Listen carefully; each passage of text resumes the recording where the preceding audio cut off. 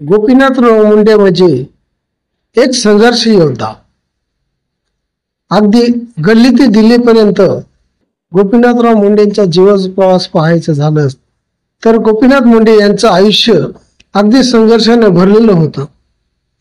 परिस्थिती कितीही प्रतिकूल असली तरी कष्ट आणि जिद्दीच्या जोरावर त्यावर मात करून पुढे जात राहणं हा त्यांचा स्वभाव धर्म होता. त्यांनी राजकारणात अगदी तळागाळापासून कामाला सुरुवात केली. सामान्य कार्यकर्ता ते राष्ट्रीय राजकारणात स्वतःचं नाव कमावलेल्या राज्यातल्या काही मोजक्या नेत्यांमध्ये गोपीनाथ मुंडे यांचा समावेश करता येईल. त्यातही राजकारणाचा कोणताच वारसा नसताना मराठवाड्यातल्या मागास भागात जन्म घेतलेल्या गोपीनाथ मुंडे यांनी अपार कष्टाच्या जोरावर मिळवलेल्या यशाला काही तोडच नाही. 12 डिसेंबर 1949 रोजी बीड जिल्ह्यातल्या नात्रा या गावामध्ये लिंबाबाई आणि पांडुरंग मुंडे या कुटुंबात गोपीनाथ यांचा जन्म झाला. त्यांना 2 भाऊ होते. घरची परिस्थिती बेताचीच होती. बिकट परिस्थितीतच त्यांनी शिक्षण घेतलं. आंबेजोगाई मधल्या जोगेश्वरी कॉलेजमधून त्यांनी BCom ची पदवी घेतली. पदवीचे शिक्षण घेताना औरंगाबादमध्ये त्यांचं 1 ते 1.5 वर्ष वास्तव्य होतं. त्यानंतर लॉ करण्यासाठी ते पुण्याला आले. तिथं त्यांची ओळख विलासराव देशमुख यांच्याशी झाली. 2 मित्रांची ही जोडी तिथूनच जमली. शिक्षण सुरू असतानाच गोपीनाथ मुंडे यांना राजकारणात रस निर्माण झाला. दिवंगत नेते प्रमोद महाजन यांच्याशी त्यांचा स्नेह जुळला होता. त्याच्यामुळेच ते राष्ट्रीय स्वयंसेवकांकडे आकर्षित झाले होते. शिक्षण सुरू असतानाच 1971 पासून त्यांनी अखिल भारतीय विद्यार्थी परिषदेबरोबर काम करण्यास सुरुवात केली. शिक्षण पूर्ण झाल्यावर त्यांनी 1978 मध्ये निवडणुकीच्या रणांगणात उडी घेतली. त्या वर्षी ते बीड जिल्हा परिषदेवर निवडून गेले.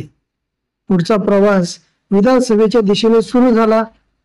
1980 मध्ये रेणापूर विधानसभेत ते निवडून गेले. यानंतर ते तब्बल 5 वेळा विधानसभेत निवडून गेले. विधानसभेत त्यांची कारकीर्द चांगलीच गाजली. विशेषतः 1992 ते 1995 या कालावधीत ते विरोधी पक्षनेते असताना त्यांनी सत्ताधारी काँग्रेसला अक्षरशः सळो की पळो करून सोडले होते. विशेषतः ते तेव्हा काँग्रेसमध्ये असलेल्या शरद पवार यांना त्यांनी विशेष लक्ष केलं होतं.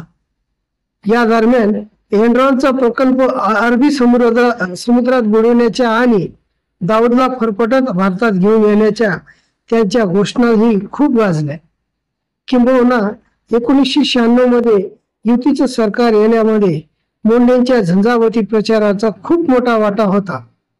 पण शिवसेनेला भाजपपेक्षा जास्त जागा मिळाल्या आणि मुंडेंना मुख्यमंत्री पदावर पाहण्याचं त्यांच्या समर्थकांचं स्वप्न अपूर्ण राहिलं.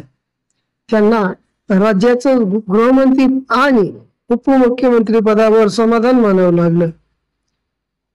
विधानसभेत नेत्रदीपक कामगिरी बजावल्यानंतर पक्षाने त्यांच्यावर राष्ट्रीय जबाबदारी सोपवली.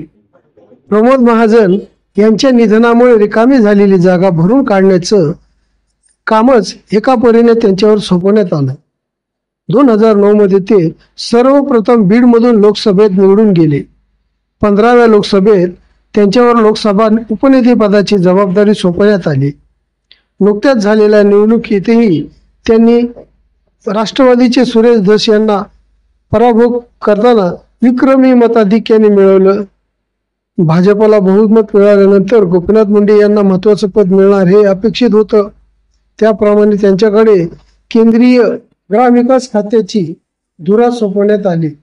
आता राज्यात लवकरच होणाऱ्या विधानसभा निवडणुका त्यांच्याच नेतृत्वाखाली लढवल्या जातील असं भाजपचं जाहीर केलं होतं. पण आता तसं घडलं नाही. अचानक महाराष्ट्राचा लोकनेता हरपला. नेमकं घडलं काय पाहूया पुढील भागात. तोपर्यंत बघत राहा स्वराज न्यूज नेटवर्क महाराष्ट्र. चॅनलला लाईक करा, शेअर करा आणि सबस्क्राईब करायला विसरू नका.